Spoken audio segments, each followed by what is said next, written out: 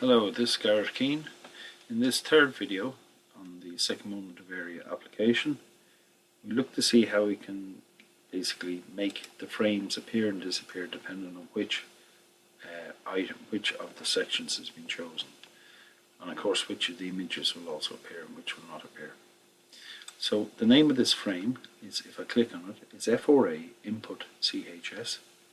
And the name of this frame is F4A input ORHS. So if I double click here on this button here, this is private sub opt CHS click. So that means you click on that button, that means you select it. So in that case what we say is frame input CHS visible is equal to true.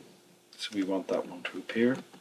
By the same token we want frame input ORHS visible is equal to false. So let's run that and see what we get. So if I select this, it happens. The input frame for the CHS is still visible, but the one for the ORHS has disappeared. Now I've no code here yet in the ORHS, so I'll get you to do that in a few minutes. So also, if you notice now, we want the image to appear. So we want image CHS to appear, so we want that to remain visible, and image ORHS we want to make invisible. So if I come back into the code, I double click it in like so, I go image CHS visible is equal to true, and image ORHS visible is equal to false. So can we get that image to work properly? Well, I run it by pressing the F5 button.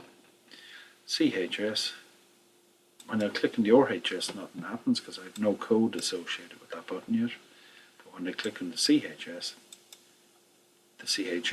image is visible, the other one has disappeared, and the input frame for CHS is visible and the other one has disappeared. So what I want you to do now is basically, if you double click here, what code should I put in here to make it work properly? So if you just pause the video for a minute, and in a few seconds, in a minute or two, I'll actually show how the code works. Okay, so pause the video, give it a go yourself, and then when you play the video again, I'll reveal the solution. Okay, so if you're playing the video again, this is how you actually get. The simple way to make it work is to actually copy this code down here and reverse the true and the false, which are known as Boolean values.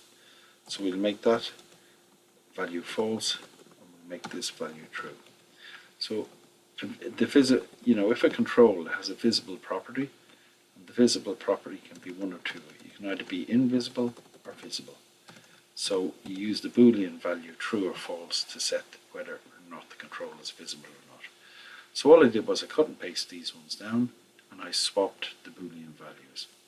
So if I run this now, CHS, when I select this one, this input frame for the CHS is visible, the other one is invisible, and the correct image is shown. When I select ORHS, the correct image is shown, and the correct input box is shown, or input frame is shown.